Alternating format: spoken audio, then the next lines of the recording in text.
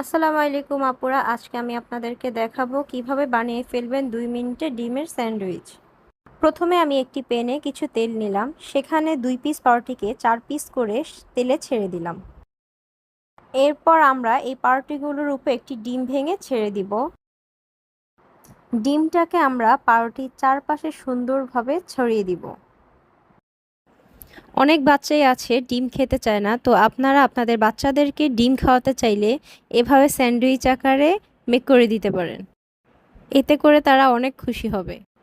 এখন আমরা পাউরুটির ওপর পরিমাণ মতো চিজ দেব।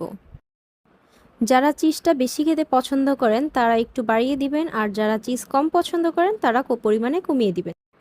এখন আমরা দিয়ে দিব ধনিয়া পাতা, কাঁচামরিচ কুচি এবং চিলি ফ্লেক্স।